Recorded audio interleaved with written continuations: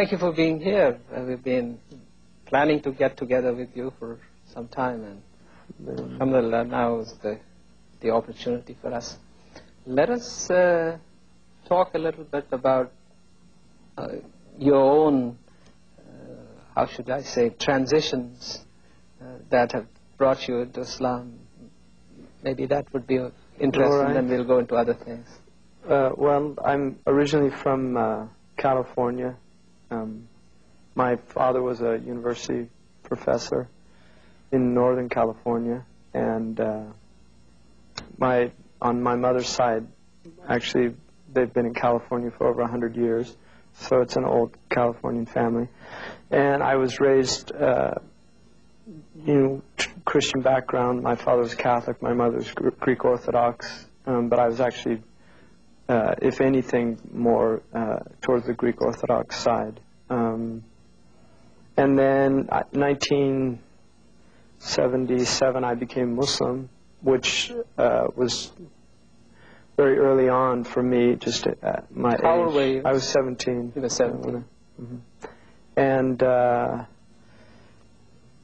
think from then just began a journey that took me several different places. I studied in the Middle East, and I ended up in West Africa and Northern Africa. But before you get into your odyssey, you said that you became a Muslim at the age of 17. Right. What brought about this change? I mean, was there something extraordinary that was happening in your life, or were there influences that, or was it just your own? No, I think it's interesting because statistics have shown that conversion of people to interreligiously, but also intra-religiously, usually occurs between the ages of 12 and 21, which people don't realize that, but it's actually more common for people of a younger age to have religious inclinations than at an older age. And I think maybe some people tend to find religion, or at least a spiritual tradition, because I was much more interested in spirituality than religion at that age. I think I kind of... That is unusual, though. I mean, spirituality is a heavy topic. I think for me it was a confrontation with death at an early age. I was in a serious car accident, and that began a journey of reflection just about death and the nature of life, and also coming to terms with the fact, because I think as individuals, all of us at a certain point in our lives suddenly become aware of our mortality. And for some people, I mean, you're a physician, so I think you know that for some people it happens quite late in life, that perhaps never happens. Or never happens at all until those last moments. Like even in the Quran points that story of Fir'aun, I mean, at the end, yes. So people, I think, just the idea of mortality is something that hit me very early on in life, and looking death very close, up front, I think will give somebody an introspective perspective, and that's what happened to me. And then it began a search, because I was in Catholic schools, and so I'd been exposed to religion quite a bit, and I really, although I think there's a lot of positive things to religion, I think there's a lot of very negative things as well. And that can be said about any religion, though. No, any religion, and I'm using religion in a very broad sense of how we live our lives, right? But particularly, absolutely, I feel how religion manifests in human cultures is problematic. Well, that's interesting.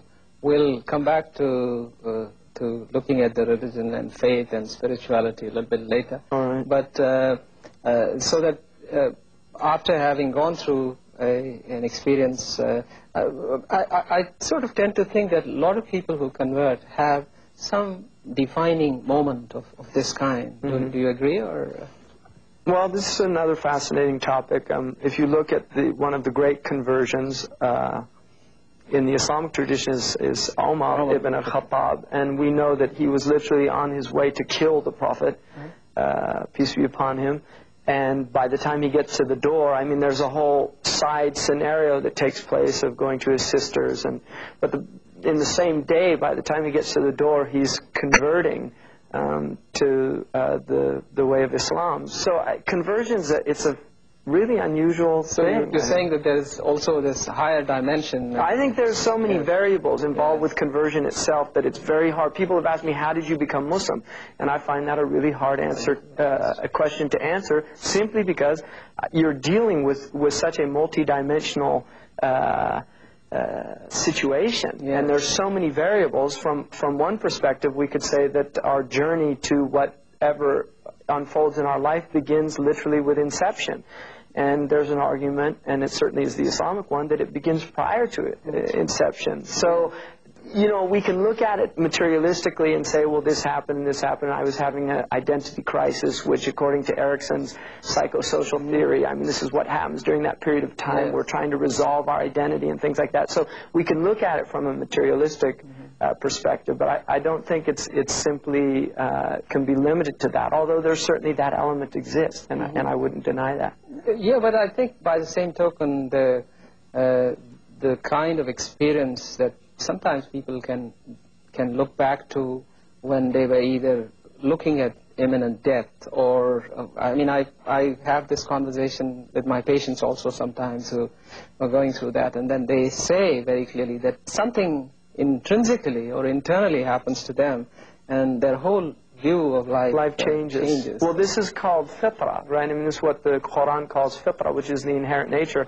And I think what happens, which is fascinating, because my own time of working in critical care, which was for about 4 years, and dealing with patients, and I was in a cardiac unit, so I was dealing with people that were dealing with heart attacks. And it's fascinating to see a vista open up to people that are confronted with their mortality, and it can be closed very quickly. And oftentimes it's the physician who is complicit in the closing of that vista, because they'll remind them that this is, you know, things are okay. All you need to do, I think, you know, you've had a slight infarct. There's not a lot of damage to the tissue. You can have a good long life if you just, you know, cut down on the fat, lower your cholesterol and things like this. And suddenly you see, within a period of a day or so, a patient who has had this impact, in which they're saying, wow, I need to look at my priorities and what's important in life and where am I going and suddenly they're back on the phone calling, and I think my doctor says I can get back to work by, you know, 2 weeks or a week. And so it's fascinating. So I think vistas do open up for human beings. And I, at the age of 17, chose to you know, to enter into that vista and really to explore it to its fullest, and it ended up in my conversion to Islam. And I think that somebody would have a very similar experience as I did, and they might look at and get interested at that vista, but turn and get on with life, and I didn't, and it's been a defining moment for me in my life and a turning point. But you said that you used that moment when the pathway opened to get into Islam. Well, why Islam, though? At that time, if you well, I think what happened to me is that I became interested in after death, in what happens after death, and I began to study various traditions, what they said, and I think I was already disappointed with the Christian tradition in many ways, and partly because of just history, of just studying. I find, you know, European history is really embarrassing for European Americans. But I got interested in looking at after-death scenarios. And I think of all the traditions, because my background is also comparative religion and university background, which I went into later, obviously, because I did the nursing, and then I went into comparative religion. But if you look at comparative religion tradition, I think what you find is that really Islam has added more to the after-death scenario than any other tradition prior to it. Christianity has. Yeah, but they don't have a great detailed account of literally what takes place. And what I find fascinating is work like of Raymond Moody's Life After Life and different books. And I actually, at 17, went to see him lecture. That's interesting. And I got interested in near-death experiences because that's really kind of what I had. And I find it fascinating that many of the experiences that people have are very similar to what has been defined by the Prophet Muhammad, peace be upon him, as what happens after death. And one of the signs of the latter days of the human experience, according to the Islamic tradition, is that people will be brought back from death. This is in the hadith literature or the traditions of the Prophet ﷺ. But actually, we'll get towards the what Islam says in terms of hereafter, but I'm just keeping track of your story presently, and so that after this moment, or this defining moment, if I may put it, you looked at Islam because you were studying. I was just looking at various religions. I was looking at different traditions, and particularly with this after death. And, you know, Islam, it's changing now, but this is 1977, probably 76, 77, prior to the Iranian revolution and what was happening then. And Islam is just, you know, it's the last place people look in the United States, traditionally. Were you up in San Francisco? I mean, you'd look at Hinduism, Buddhism, probably Shintoism or Taoism before somebody think about looking at Islam. You know, because there's just such a negative stereotypical image of Islam and the Muslims. And it's also, there's this incredibly anti-intellectual backlash. That I mean, Islam is what one of my father's friends, who was a lawyer, educated person in this country, they were just in conversation and mentioned that Islam was an idiot's religion. And my father said, well, you know, my son's a Muslim actually, and I don't think he's an idiot. Well, that's interesting. But you see, you brought up another topic which needs some reflection here, and that is that you said the impression of Islam compared to other religions is so terribly negative. Of course, there is a reason for it, and I don't know. It's historical, and there's a lot of reasons for it, and certainly the historical tension that existed between Christianity and Islam for centuries. I mean, Gibbon, who penned the Decline and Fall of the Roman Empire, said that the debate, he termed the war between Christianity and Islam as the Great Debate. And so that Europe has always felt the pressure of Islam at its borders, and has had several wars with the Muslims over the centuries. But I think that that what's happened in the West is that religion in general has a negative. It has a negative perception, and part of it is you know, the Enlightenment period of recognizing that religion by and large is fairy tales. I mean, this is something, and this is what a lot of modern research has clearly shown, that we're dealing with mythological conditions in which books were written, and pre-scientific, pre-rational, magical worldviews were presented. Yeah, but that's only one aspect of it. I mean, one can look at that argument and say, well, yes, it's a strong argument, though. It is. It is partly there. But I don't think that one can dismiss the entire, you know, substance of any faith by saying that this is what a lot of scientists do. A lot of modern people do. I mean, I think that's one of the refreshing things about Islam, is that Islam it's really kind of freed religion from a lot of pre-Enlightenment thinking. I mean, Islam to me is in many ways it's radically postmodern in its approach. Because, well, again, you use the expression postmodern, we're falling into a debate again of semantics, and whether that term which has been coined is valid in terms of applying to Islam. However, if you examine the polls that are generated, one of the recent polls that I saw was from Pew Foundation or what have you, and in that poll they said that 95% of the people in America believed in God, and a substantial number of them believed in religion. If you took those, well, this is fitrah. I mean, belief in God is an inherent part of the human creature. I mean, we're stuck with this, whether people like it or not. This is something fundamental to our being, is that from the time a child is little, it's looking for the cause of things. It's asking, why did that happen? What made that sound? What did this? I mean, this is something you see, search for cause. And ultimately, the great question is, how did we get here? What is all this stuff? I mean, where did this flesh and blood come from? Where did this incredible synergistic biological species come from? You know, where did this eye, who designed the eye? Because we obviously see the form and function of the eye very clearly, and it would indicate that there is some type of intelligence behind the thing. No, I think people reject this statistical, billions of years of random cosmic. No, I think that whole theory that science has advanced, that given the right set of circumstances, the world can create itself, is by and large rejected on the basis of what you just said, either fitra or intuitively people rejecting this whole notion. So I think that is becoming more and more clear. But religion, the belief in religion, ultimately, to use the masses as some kind of justification for religion, I think is not really, most people don't know anything about their tradition. I would grant it that most Muslims don't know about their own tradition. And this is what I meant about Islam being radically postmodern, is in the sense that one of the things that Islam confronts you with is, why are you the way you are? I mean, you're just a product of the culture that you were born in. And this is something that I became aware of, at an early age, is the only reason I'm a Christian is because my parents are Christian.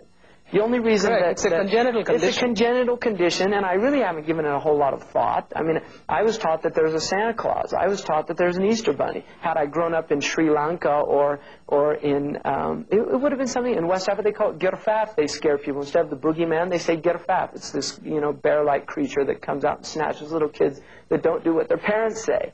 So, I mean, you're going to be defined by this cultural environment you're in, and this historical productivity that we see that produces people and their worldviews, and is something that the Quran says, think about this. Yes, no, I think that... Should you just be following this thing just because your parents are doing it?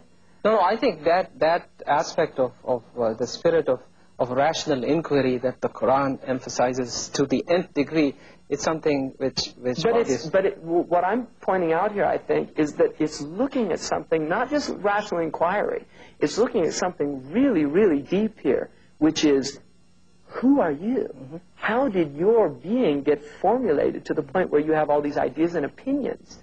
I mean, have you really given these things a lot of thought? I mean, this is a radical, this is late 19th century, this is Nietzschean, this is late 19th century, early 20th century Heideggerian questioning about one's, Heidegger called it your throne-ness, right? But, I mean, it's fascinating. The Quran, Ibrahim, the prophet Abraham in the Quran, when he points out the stupidity of worshiping idols, and at one point they say to him, well, who broke the idols? And he said, the big one did it. And they said, the big one can't do anything. He said, well, then why are you worshiping them? They can't do anything. And then it says in the Quran a beautiful expression, raja'u, it says they return to themselves. Right. In other words, hey, he's got a point here. Mm-hmm. And suddenly this is the vista opening up. Yes. And they chose to not follow it. They said, this is what we found our fathers doing. Mm-hmm. And that is a radical... The other paradigm shift, actually. It's a paradigm shift. Right. And you can either go with it or become the Inquisition that wants to put out anybody that's forcing you to have to think about, the radical implications of the new paradigm that's emerging. Mm-hmm. Now, we were pursuing this journey of yours. Now you have just had a defining moment or experience, and then you already are pursuing the study of Islam, and then later on you go to college or... Actually, I was in my first semester of college, and when I became Muslim, I left that, in fact. And then I went to England, and... At the age of 17? Yeah. And your parents just sort of... I actually became Muslim like a month or so before my 18th birthday. Mm-hmm. And so, I left after, I spent a short time here, I think about 6 months. Yes.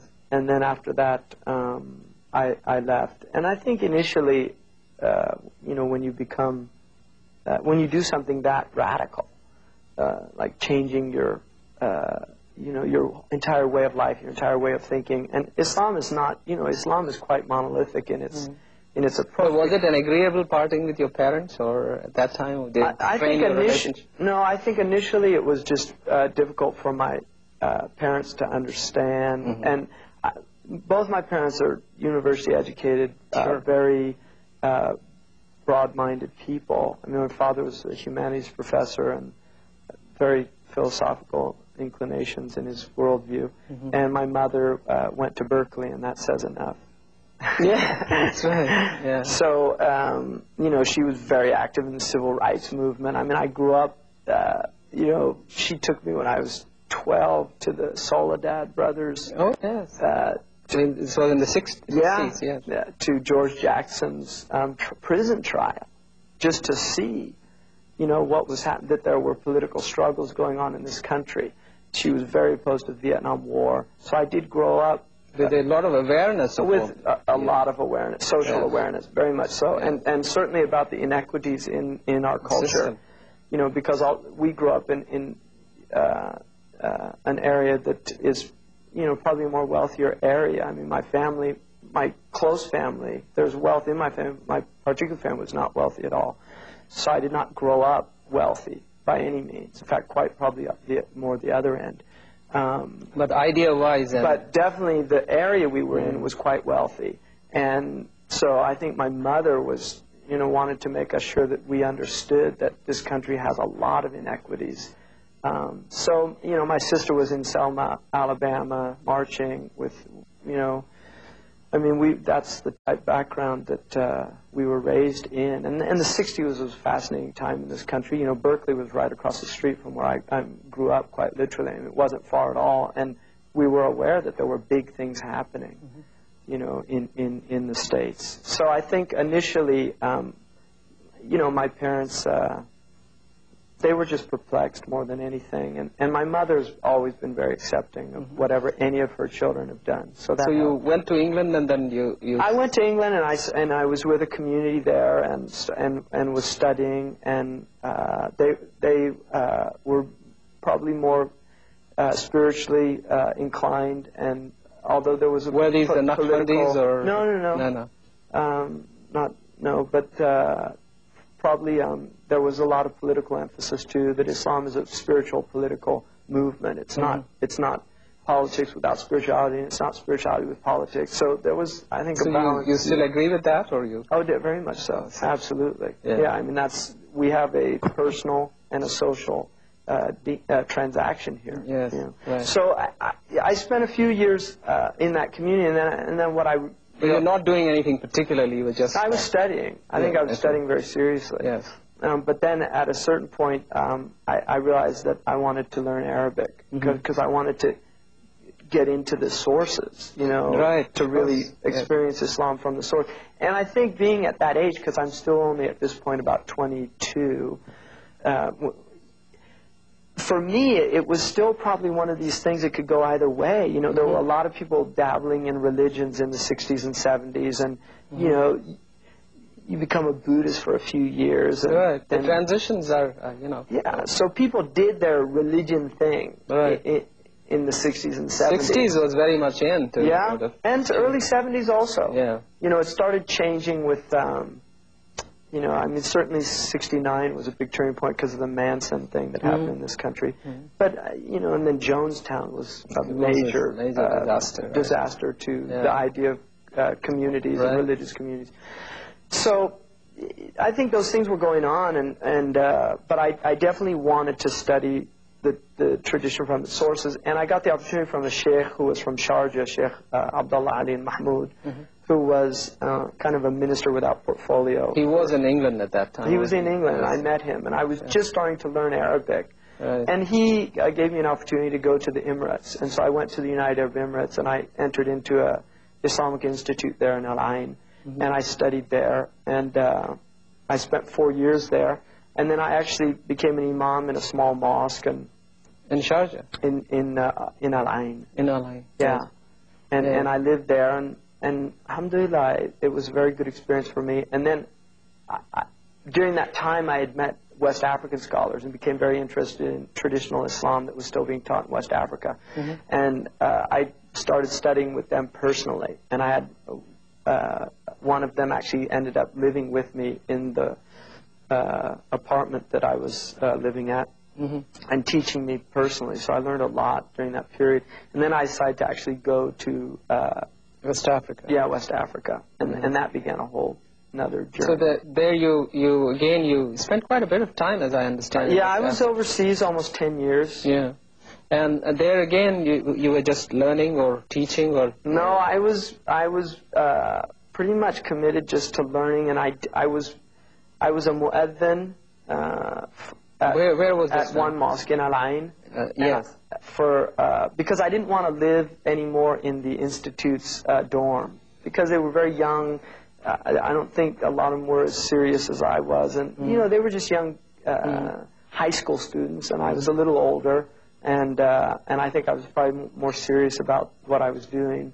Not all of them. I mean, certainly there were some very good people, but I didn't like the environment. So I asked somebody who was at the Ministry of Endowments, Religious Endowments, if they could work out a situation where I could be a mu'adhin and just live in, because the mosques have in those countries, they have living quarters next to them for the mu'adhin and for the imam. So I didn't take money for the work that I was doing. I had a stipend from this institute, not very much, but it was enough to get by. Yeah, and so they let me do that. I was a mu'adhin, and I lived in the mosque.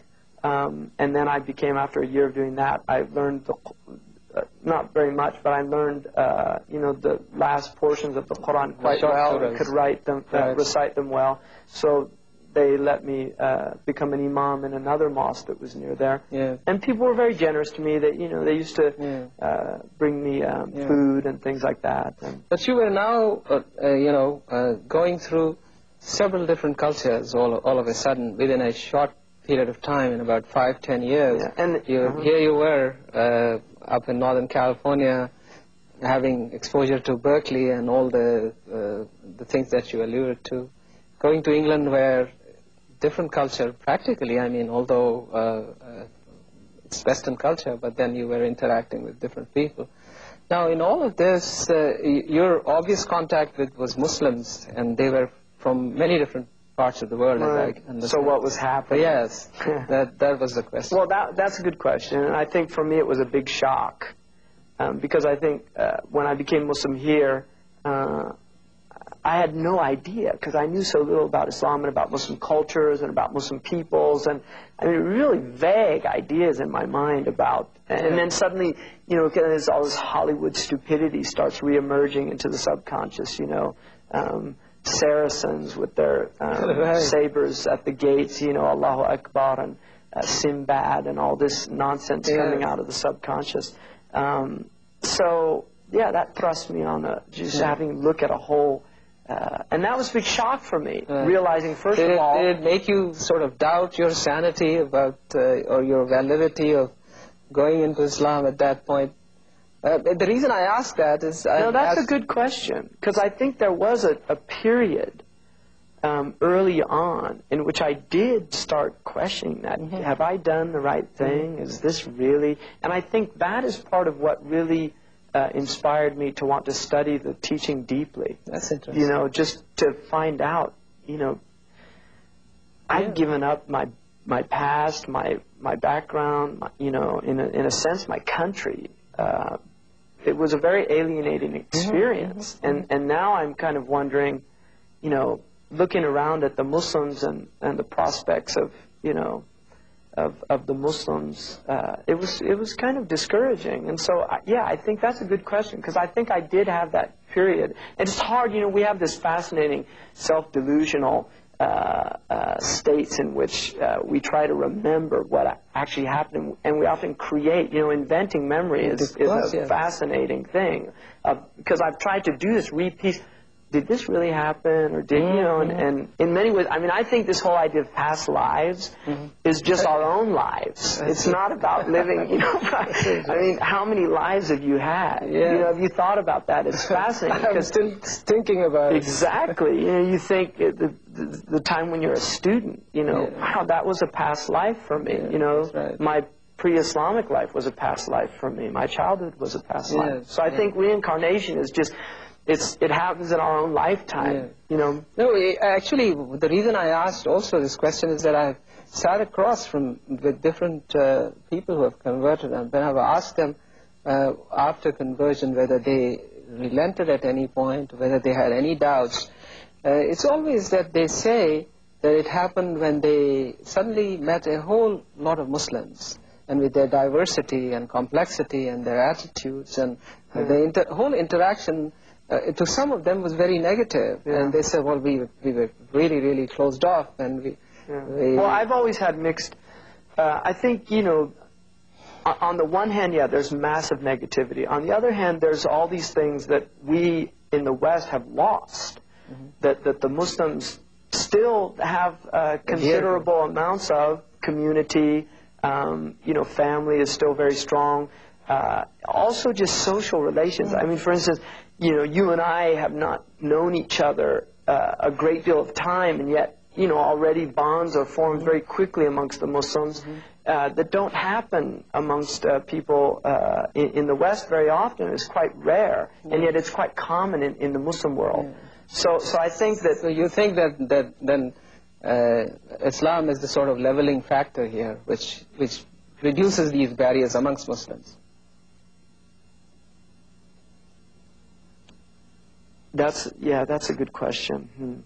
I think definitely that when you become a Muslim, or being a Muslim, is a very powerful force that is not the same as being a Christian, or not the same as being a Buddhist or a Hindu or some other religion. I think that the brotherhood that exists in Islam is much more powerful than I've seen in other traditions. And that is not to deny that there are communities of Christians that don't have deep brotherhood, but I'm talking about this universal, more global outlook. I think the Amish, for instance, probably have much better community than you'll find almost anywhere in the Muslim world. Much better support group, and much more of a network. Absolutely. Right. I mean, you might find in the Swat Valley in Pakistan, or the Hunzas, or you know, or in the Caucasus Mountains or somewhere. But you know, community is a disappearing phenomenon. I mean, some people consider it irrelevant in the informational period, that it was necessary in agricultural societies where you need people to stick together and help each other. But when you have these massive megalithic cities in which you've got this state apparatus, but the state apparatus is falling apart. Yes, of course. I mean, and now there's this whole modern, you know, communitarianism, they call it, which is an attempt at reestablishing communities even within inner cities. There's a new book, Bowling Alone. You read that? I haven't seen it. That's by a guy from the East Coast Department who's postulating this whole thing that America is now becoming very different from what it used to be, where there were bowling clubs and you would go bowling and there would be opportunity for bonding. I actually did read an article bonding about and that. all of that. So anyway, going back again, the reason I asked about Islam as a leveling sort of... You know what hit me and probably what silenced me is the word leveling. Yeah. Because this, you know, Kierkegaard's, one of his ideas about the nihilistic age that we're in is that it levels everything. Yeah, no. And he used it as a very negative right, term. not quite so when in you that use sense. that word, it kind of silenced me. I don't know if that was the appropriate word. May not be. I think... equalizing would be a better word, I think, because I think, no, the reason I asked also was Malcolm had that same experience when, I mean, when he went what really, what really sort of...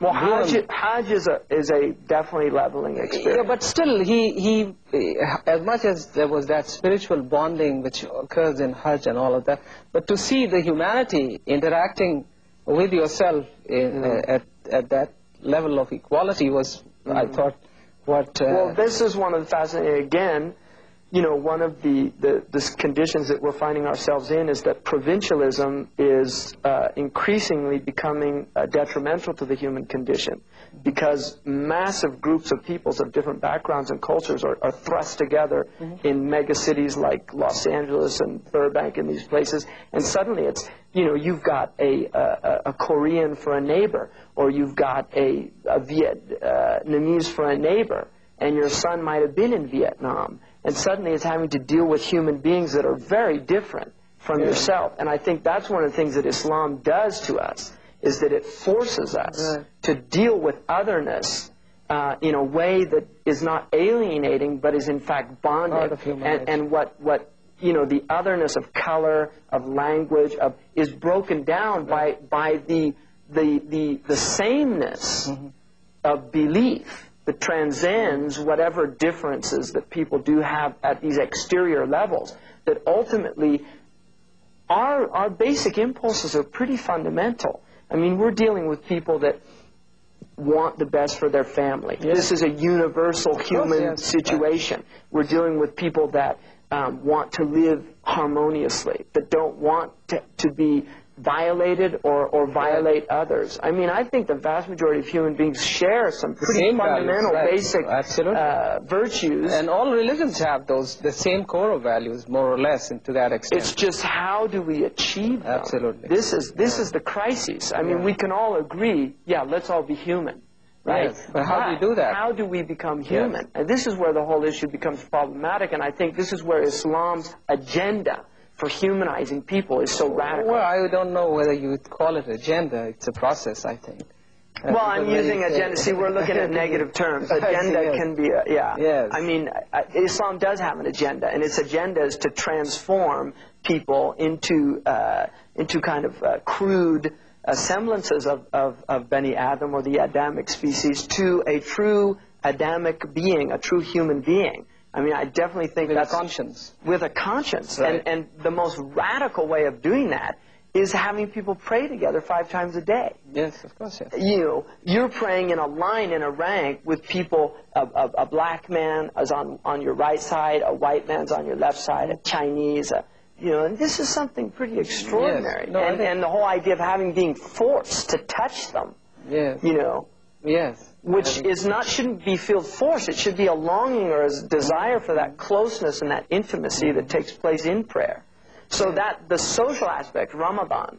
I think there's no question that in all those and those universalizing Ramadan, yes. The idea that we're all 1/5 of the world's population is yes. fasting. Yes. 1 month out of the year together. I mean, you talk about harmonic convergence. So, you spent about 10 years in overseas, and then I came back here. You came back to Northern California again? Actually, Southern California.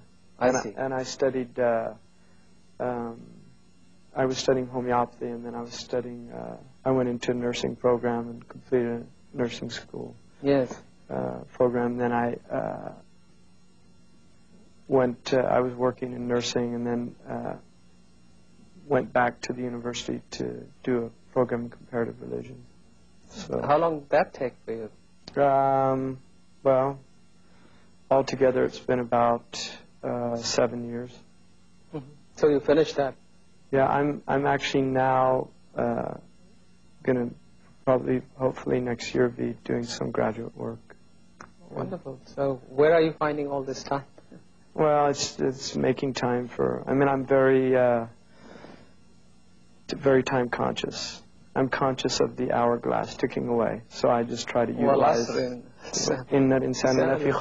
Absolutely, man is in loss with time as passage, except for those who don't waste their time. That's right. So I just try not to waste time. Yeah. Time is very valuable to me.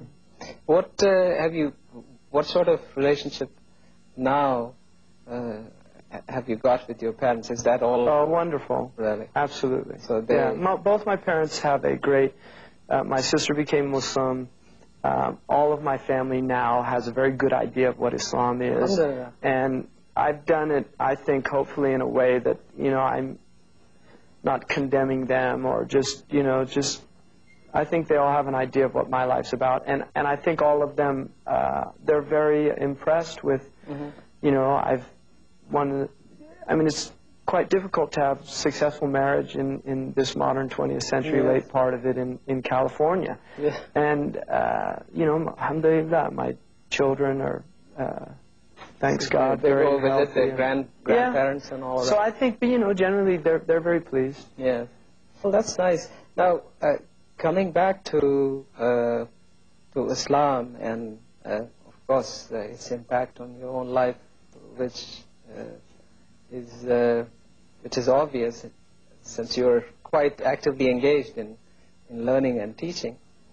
And now, what difficulties do Muslims have in presenting Islam to the West in a proper way? Because we talked earlier on about how Islam is perceived. We didn't talk about our own role or our own responsibility of how we have either failed or succeeded? Good points. I think part of it is the fact that I think Islam's misperceived by the Muslims as well. I mean, it's not just a misperception that the Western people have, it's also a misperception that the Muslims haven't. Yeah. And part of that is the fact that Islam has been reinvented, or, you know, what they term in philosophy or religious studies, redacted, by late 19th century and 20th century modernist revisioners of Islam. People have been called the reformers, some people call them the deformers. Who do you mean? I don't really like to get into specific individuals, because I think you're dealing with, on the one hand, infiltration into the Islamic academic cadre, which is quite pernicious. But on the other hand, you're dealing with just, unfortunately, people that were caught up in the flow of what was happening. I mean, when the Muslims were defeated by the colonialists, this was a great shock to the Muslim Ummah.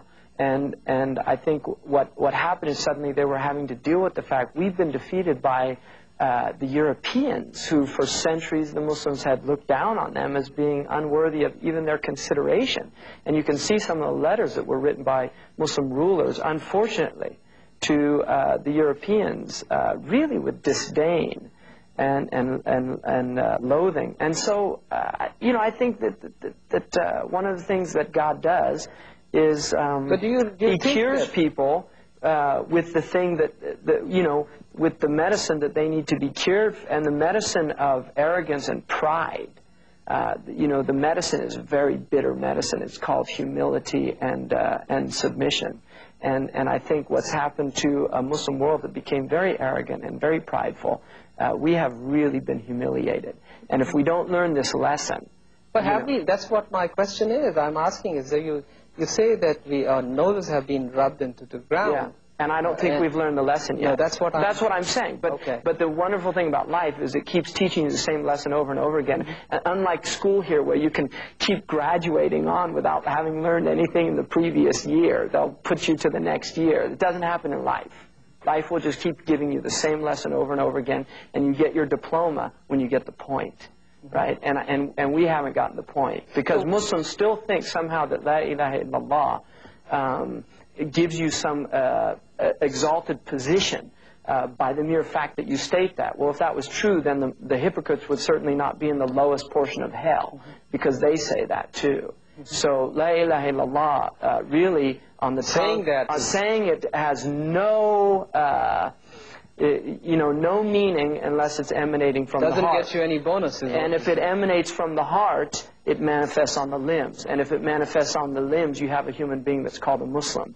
And if it's not, you have somebody that the Quran clearly defines as a hypocrite, a munafiq.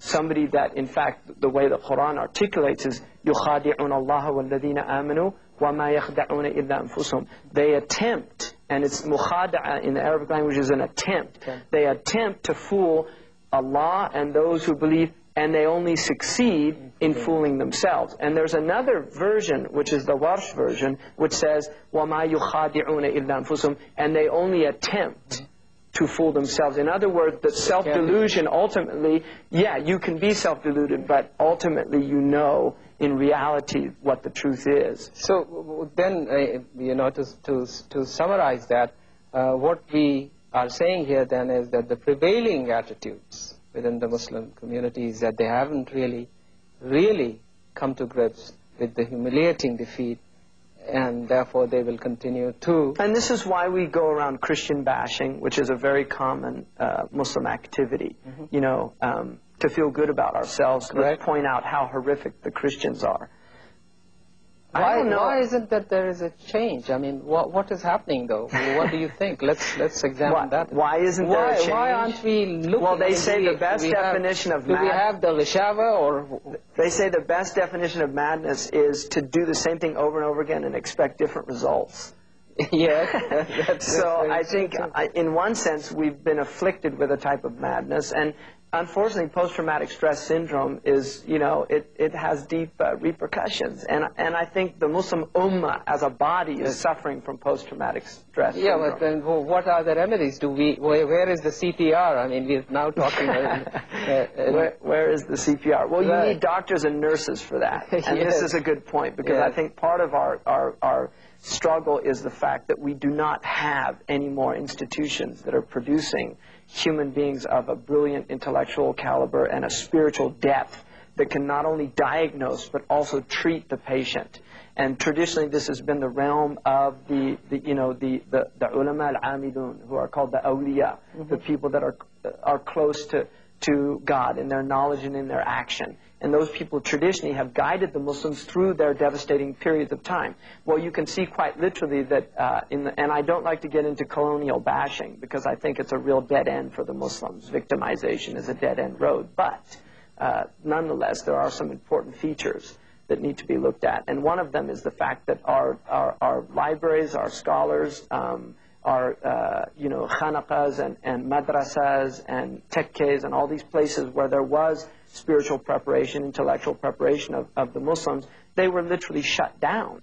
And not only that, but the governments that were created, and Social Reform in Syria is a good book to look at, talks about this. The governments that were created by the colonialists, and this is the fifth column, which ultimately I've never seen historically, and historians would obviously verify this or negate it, but I personally have not seen historically where there was a conquering of a people without that fifth column element. And this is why the Quran says, "Hum al-adu fahdharhum qatarhum Allah," that the hypocrites, they are the true enemy, and may Allah destroy them. Because these are the people that have been complicit with the colonial enterprise and the neo-colonial, and we can almost say, why say neo-colonial? Because as far as I'm concerned, colonialism's never ended. It's just changed forms, because the chameleon-like nature of the West is one of its most extraordinary features, that it's able to change its form. Its cloak, yes. And this is what media and television is all about. Yeah, well, that is now cultural imperialism. We will come to that. But then what you're again pointing out is that we are indeed in a double jeopardy, if I might put it that way. One is that we feel that there is a conspiracy that the West has on one hand. On the other hand, we do not seem to acknowledge that we are no more the power, and we are nothing in terms of amounting to anything in the scheme of things. Well, neither was the Prophet's Medina in the 7th century, so we shouldn't forget that. No, we shouldn't. And the Quran very clearly says, "Kam min fi'atin qalila ghalabat fi'atin kathira bi'idhnillah." How many times have a small faction defeated a great faction by the permission of God? And so we have, the Muslims, if they're obeying their teachings and practicing, then they have a permission, they have an authority, which is very powerful, and we shouldn't underestimate it. But I think it's, it's a good point that if you look, why isn't anything happening? And I think part of it is the fact that if you look at the disease, which I feel the greatest articulation of it from the Islamic perspective is the word itself, which is used to designate everything that is against Islam, and that is jahiliyyah.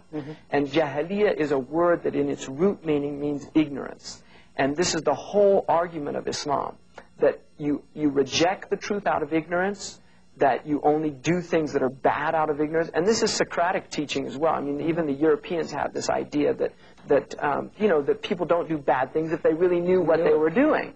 And this is part of what Islam does, or what God does through Islam, is literally to open the eyes of people, to let them see. One of my favorite things that's happened in recent popular culture is this Kathy Lee Gifford incident.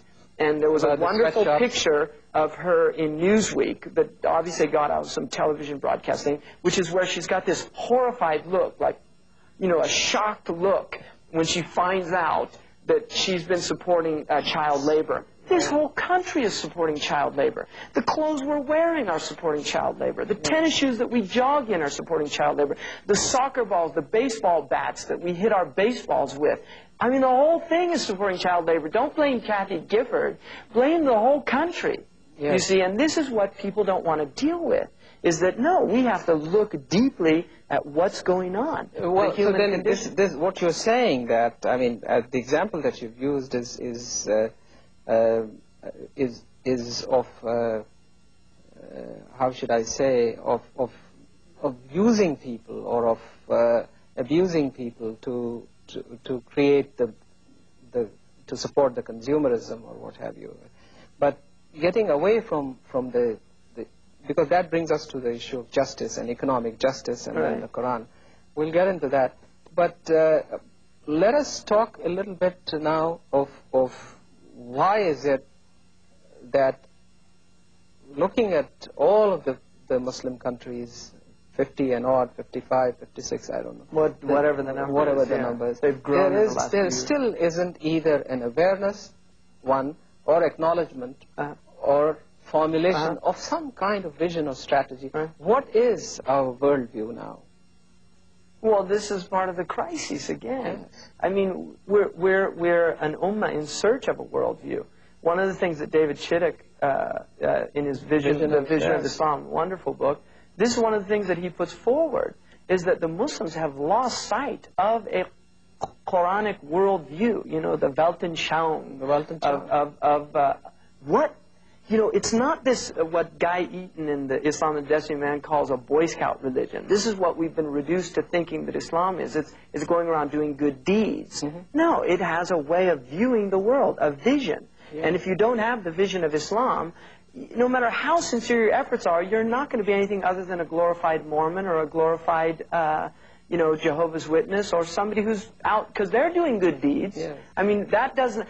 The moral element of Islam is not what makes us unique as a community, because every community has a moral element. No, it's the vision. It's what the tradition was called the aqidah. It was the understanding that Islam imparted to human beings, which enabled not only the morality to function, but also for there to be an absolute clarification of what exactly morality is. Because there's a great deal of confusion in our modern world. For instance... But there is confusion within the Muslims too. That's absolutely, because we don't have this thing anymore. No, so you're asking... Not only that, but the thing that is interesting now is that there are Muslims and there are pious Muslims. Wonderfully pious. Wonderfully pious. Absolutely. But then if you look at that, if you look at the whole world of Islam at presently, these Muslims who are pious, some of them, very few of them, are also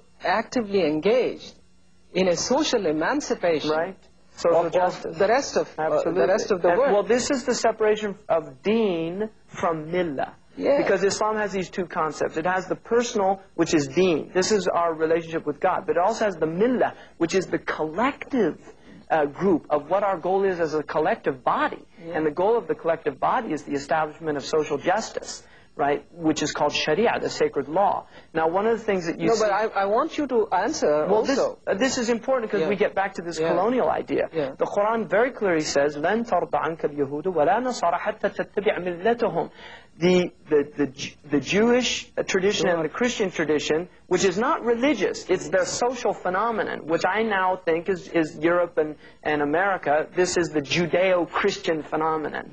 They will not be content until you follow their millah. Now, in the Quran, it does not say deen, which is their personal piety or their personal transactions with God. No, it says their millah, how they function as a collective body. Now, the dominant millah of our modernist condition is the consumer society. This is the idol of the age, consumption, that we were born to consume. Now, first of all, two interesting things to note. One is that consumer in Old English means the devil. And the Quran says, إِنَّ الْمُبَذِّرِينَ إِخْوَانَ الشَّيَاطِينَ. Those who are gratuitously extravagant are the companions or the brothers, the brethren of the Sayateen, the Shayateen, who are, you know, this perverse element in human society and in the human heart, which is calling people to lower functions. And so the idea of the consumption now is being presented to the world as need salvation. for consumerism. As salvation. Right. That you will be happy through buying. Yeah. That you will be happy if you will have all those goods that are going to make you Yeah. happy. This is the constant message of the television, the constant message of media, the message of government. More. If we can just make more schools, if we can just put more computers in the schools, if we can just have more prisons, there'll be less crime. So everything is more. That, unfortunately, is a part of capitalism. Well, yeah, at its last stages. But what Islam is saying is no. By having less, you have more. By diminishing your exterior wants and increasing your interior wants. Because we have interior and exterior wants. Our interior wants are not the same. Because if I'm cold, it's my body that's shivering. It's not my soul. And I can deal with that. I just put a blanket on and I can resolve that crisis. But if my soul is shivering, then what do I use to cover up that? Well, you can attempt to put a blanket, which is what consumerism is. You see, no, buy, and the blanket doesn't work. Well, here's a new and improved, right? This is what they love to use in their commercials. The new and improved blanket. This will really make you warm. Oh, this new car. Wait till you get this new stereo, this new television. It just keeps going and going and going. And in the end, this human being is left consumed. Because the consumer is ultimately consumed. Because life consumes us.